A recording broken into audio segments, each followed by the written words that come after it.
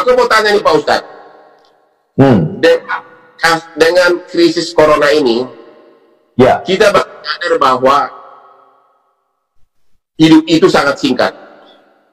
Sementara kita sibuk terus mencari uang. Kadang-kadang banyak orang meninggal ya pada saat dia mencari uang, uangnya pun tidak dinikmati. Saya ini sudah lama pengen pensiun, tapi mental saya tidak siap. Karena apa? Setiap saya mau istirahat, ada perkara baru, honornya 2 miliar. Ada perkara ini, honornya 3 miliar. Akhirnya nggak jadi pensiun. Pertanyaan saya kepada Pak Ustadz, apa yang harus saya yakini agar orang itu rela meninggalkan duniawi dan benar-benar bahagia hidup menikmati dirinya? Kalau yang saya yakini, Bang Hotman, Ya. bahwa pesan Nabi Muhammad, kalaupun kau punya 1 lembah dari emas, kau akan minta 1 lembah lagi, kan? Jadi ada gunung, di bawahnya emas semua, itu kau akan minta 1 lagi sampai mulutmu disumbat panas. Jadi nggak ada pernah puasnya, terus kurang. Macam orang haus minum air laut, kurang. Jadi sebenarnya kepuasan itu ada ketika kita memberi. Katanya ada buku The Miracle of Giving.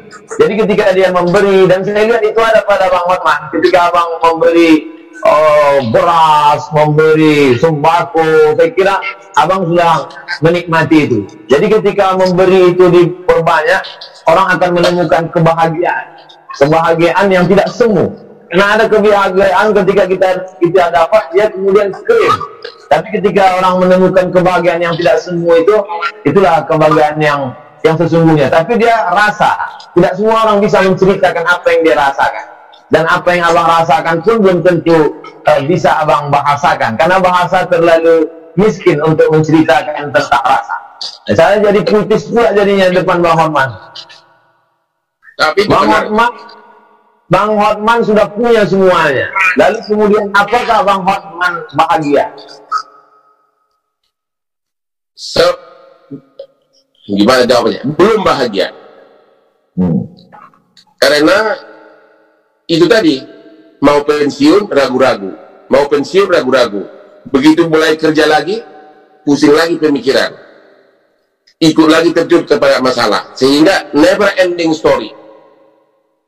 Itulah yang mau saya tanya, bagaimana cut off? Ya udah, that's enough. Tapi susah. Anak saya 3, semuanya pengacara muda. Saya perlu bimbing juga, karena pengacara itu tanpa jam terbang, tanpa benar-benar bekerja dengan kasus, susah menjadi ahli. Orang boleh bergelar profesor doktor, tapi belum tentu bisa bikin surat kuasa, belum tentu bikin surat gugatan. The only way adalah dengan jam terbang yang tinggi. Itulah yang sebenarnya saya nggak bisa tinggalin. Tapi bahagianya ya semu. Abang pernah merasa sulit dalam hidup? Apa yang paling tersulit saat menjalani hidup? Saya kebetulan dari kecil bukan dari keluarga miskin, termasuk orang yang berada untuk ukuran kecamatan. Saya tidak pernah susah hidupnya dari segi keuangan. Saya bersepuluh bersaudara, 6 orang sarjana murni, orang tua yang salah sekolahkan ke Unpar Parahyangan. Yang tersulit saya alami adalah ya hampir pernah mau bunuh diri waktu saya dari kantor pengacara internasional Andan Buyung oleh Profesor Subekti waktu itu yang menulis KUH Perdata. Saya diminta masuk ke Bank Indonesia, pindah ke Bank Indonesia. Gubernur Bank Indonesia yang sekarang adalah satu angkatan sama saya. Tapi pada saat itu saya melihat saya tidak punya masa depan di sana, nggak bisa kaya Pak di sana. Itu antara lain yang saya lihat waktu itu. Kedua, saya sarjana hukum, disuruh belajar hitung dagang, disuruh belajar neraca, memang namanya bank kan.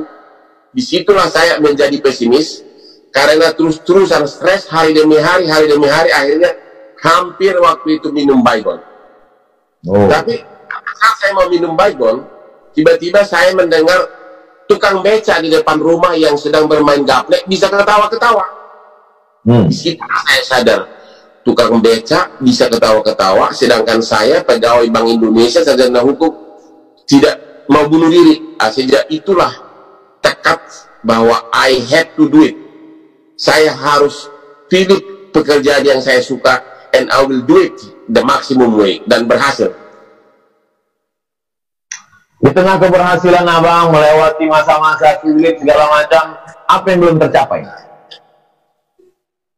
Yang belum sebenarnya, pertama saya tidak pernah tertarik jadi pegawai negeri, tidak pernah tertarik jadi DPR, tidak pernah tertarik jadi menteri. Jadi sebenarnya saya sudah hampir tercapai semuanya. Sekarang yang belum tercapai adalah bagaimana 3 anak saya jadi pengacara benar-benar berkualitas.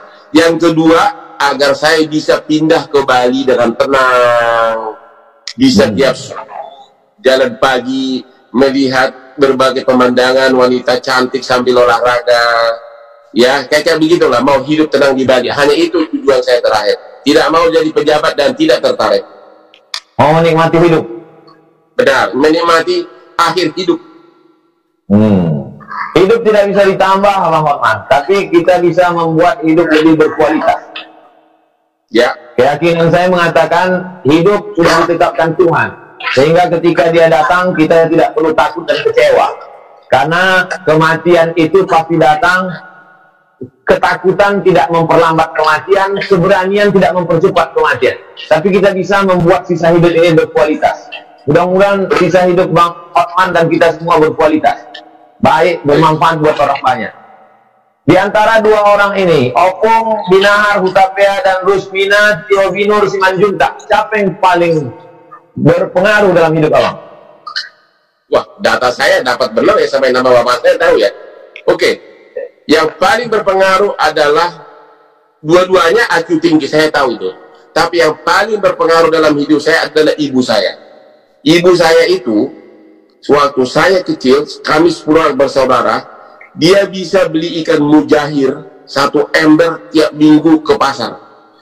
Ikan mujahir itu disup tiap hari dan dikasih ke anaknya, dan selalu dengan pesan agar kau pintar di sekolah. Dia percaya, walaupun dia orang kampung, dia percaya bahwa makanan turut membantu IQ.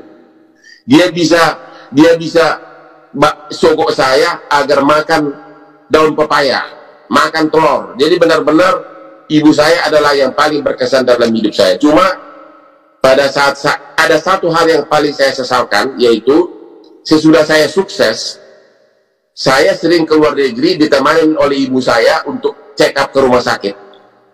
Sementara dianya saya tidak pernah check up, karena tidak pernah mengeluh. Namanya juga ibu dari kampung kan, spirit fight-nya kuat.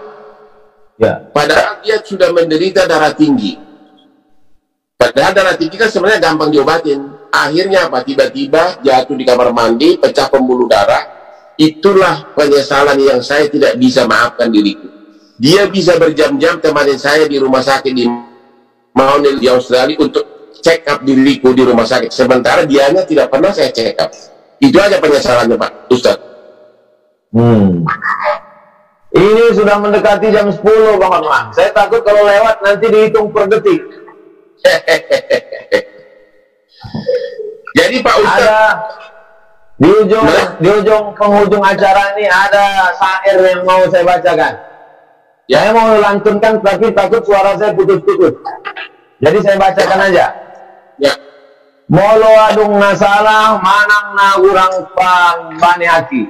Saya anju mau. Mana tahu selama acara ini ada kata-kata tidak berkenan, cara menjawabnya tidak hormat, tidak sopan. Mudah-mudahan kita tidak tersinggung dan tidak merusak perasaan. Jawaban saya sama dengan bahasa Batak lagi. Dang adong nasalah.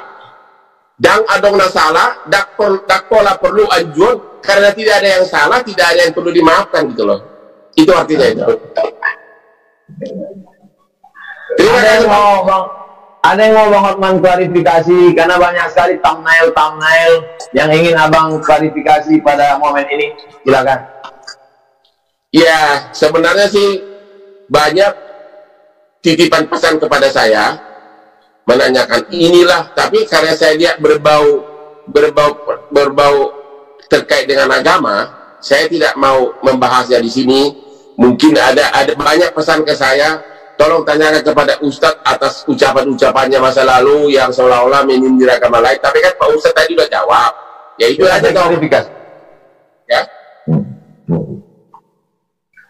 Saya ucapkan banyak terima kasih kepada Bang Hotman. Salam untuk Ibu Agustian Marbun. Ya, salam Jakarta. Sukses selalu. Mudah-mudahan kita bisa ketemu di lain kesempatan. Kalau datang ke Pekanbaru jangan lupa kontak-kontak. Ketemu insya Allah. Terima kasih Pak Ustadz Sobat. Terima kasih, sampai ketemu ya. Nanti saya datang ke Pekanbaru akan saya cari langsung Pak Sobat ya. Amin. Oke, saya Terima kasih banyak. Terima kasih. Salam. Selamat malam Bang Oman.